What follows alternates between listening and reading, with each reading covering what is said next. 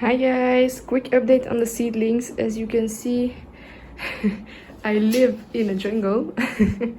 I'm getting ready to put my plants out, but before I do that I have to harden them off, of course.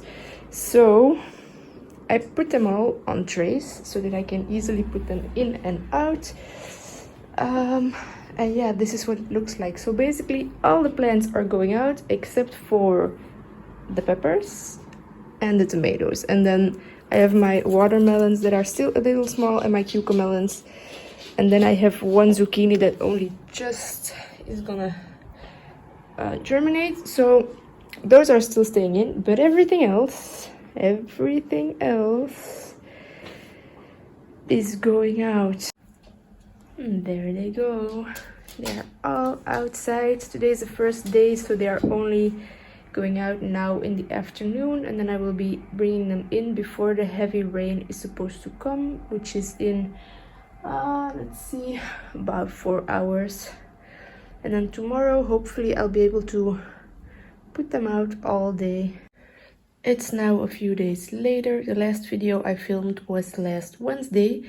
Today is Monday, and I was actually planning on putting all of these guys out in the garden over the weekend.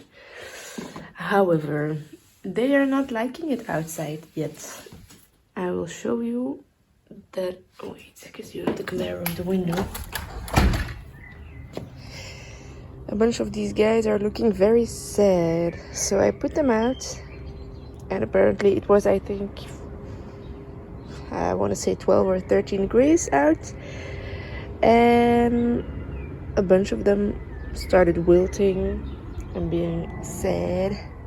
So I decided not to put them out yet. I'm going to harden them up for another week, because I also didn't have a whole lot of time last weekend, so it actually turns out pretty well that they get another week of hardening off. This week we're supposed to go into the 20s every single day, so they should be happy with that. The only plants that actually liked the cold weather were over there, the beets and the strawberries, as well as these tiny little seedlings over there. They loved it outside, so those are actually fine with the weather. But these big pumpkins and melons and zucchinis, they didn't like the cold all that much. As you can see, I have a few wilty leaves, but today they should be fine because the sun is hitting them, and it's gonna be 21 I think.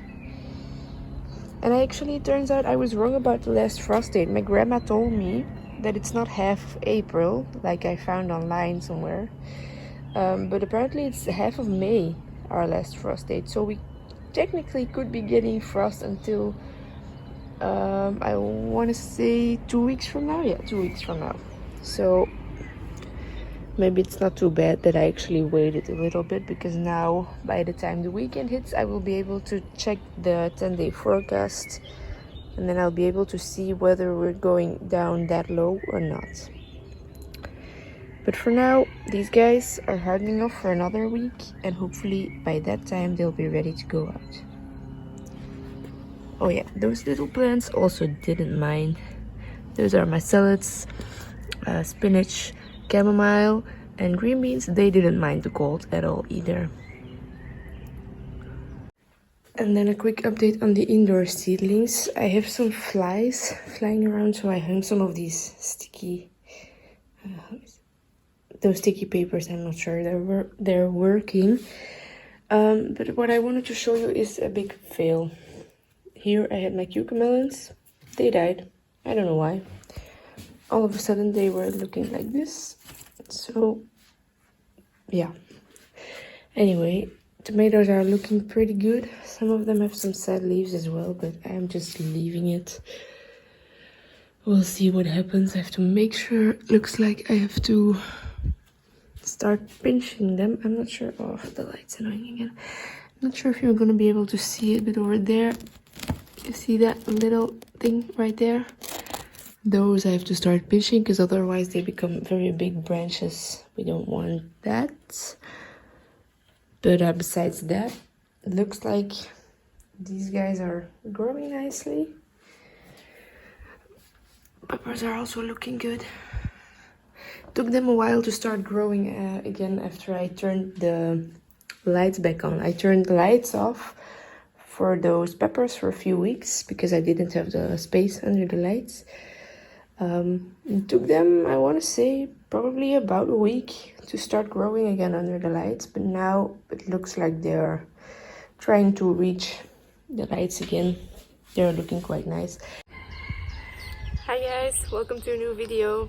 In today's video I'm going to show you all the things that I'm going to be doing in preparation to the actual planting of my seedlings. So this is the final stretch, the last things that need to happen before we can plant. Now the first thing that I wanted to show you guys that we did for our green stalks was we actually made some bases for them so that I can turn these around so that all of the pockets can get some sunlight, because the way it's standing right now, the sun comes up over there and our house is over here, so these back pockets do not actually get that much sunlight. So we built some bases, just some planks we had laying in the back of the garden. We attached some wheels to those, and now the green stalks are mobile.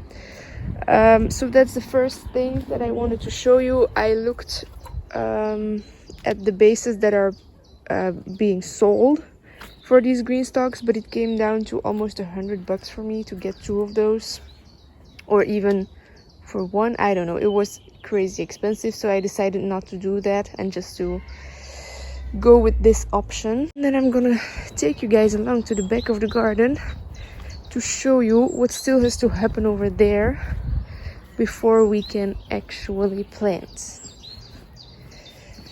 Our fishes are nice and active since that it's been warming up. That's nice. Let's see. All right, here we are. The raspberries are doing good. These are the ones that I cut down to the ground. As you can see, they are pushing some nice new growth. Now the first thing I'm gonna do is set this out in the garden. This is a part of our sheep fence. We have like a movable fence for the sheep, and last year one of our sheep got stuck in it, so we had to cut it because it was suffocating the sheep, so we were forced to cut it. But now I have a little part of this, and so what I'm gonna do, I will show you. When you come from the front of the garden, this is what you see. I'm doing a quick voiceover because I realized that my explanation was not very clear. So what I was trying to say is that our dog Bello, he has a tendency to run through the garden beds. He comes from the front of the garden, runs to the back very fast, and then he just runs through the beds. So my idea was to put up the fence to slow him down. Basically, it's not going to keep him out of the garden, but it will slow him from speeding through the garden beds once my plants are in there. Now, spoiler alert, it did not work. He jumped over it, jumped through it, went around. He went even more crazy. So I had to take it down, and we are looking for a different solution. The next thing that you are now seeing is that I'm going to be putting out my irrigation tubing to make watering in the summer a lot easier. So I have the black poly tube, and it's going to go around the U-shaped garden. Now the last thing that I had to take care of was getting my trellis set up, because I decided to actually keep my melons and my pumpkins in my own garden, but that meant that I needed some more vertical space for my melons to grow against, because my garden is quite small. So the last thing that I had to do was set up my trellis. We ended up going with a different type of fence that I attached to the T-posts, but you will see that in this video or in one of the next videos. I will very clearly show you how it ended up, and then the square over there will have the pumpkins. I got the fence set up. It actually went quite a bit further than I expected. I thought the fence would be enough just for this diagonal side, but it actually goes all the way back there, the diagonal side, and almost to the end over there. I got the drip irrigation laid out. And I actually had enough of the drip tube to go around 3 times, which is great, which is going to allow me to water for a shorter amount of time and maybe also plant a little bit more along here.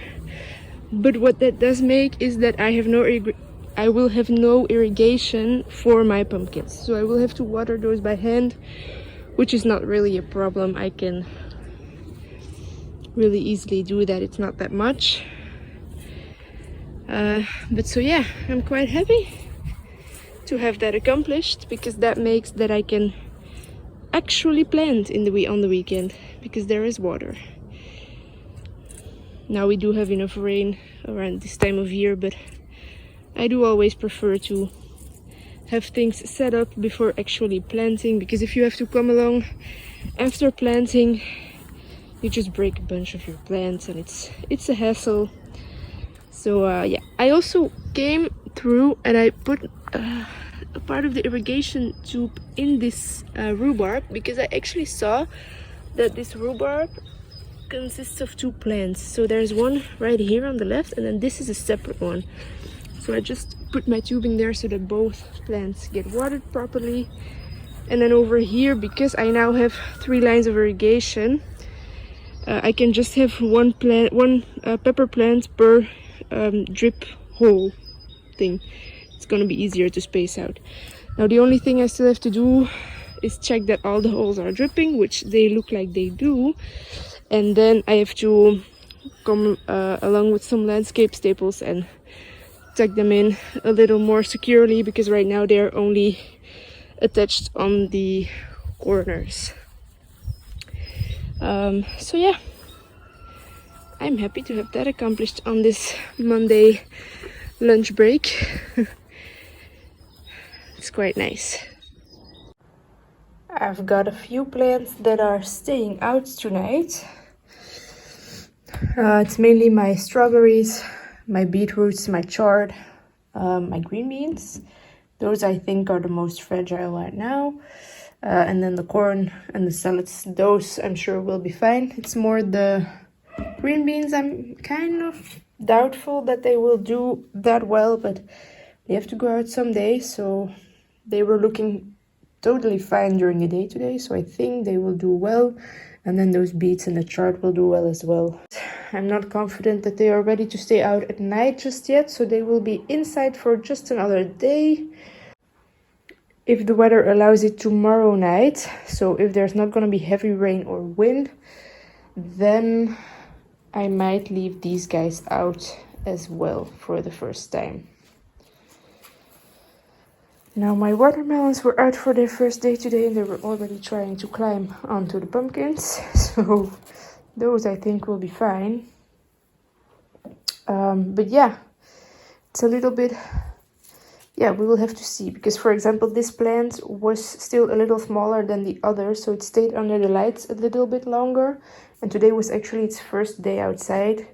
It did totally fine, so I'm not really all too worried about those, but it's mainly the ones, well, this one gets very sad during the day, and then I have one over here, this one as well. It's mainly these big ones that they get really sad. So I'm gonna see what the weather is predicted to be tomorrow. But so for today they will still stay inside, and then maybe starting tomorrow they can go out at night. It's now the morning, and these plants look like they came through the night sorry, just fine. So I am now going to put the melons and pumpkins out for today, and then they will be good to go as well, hopefully.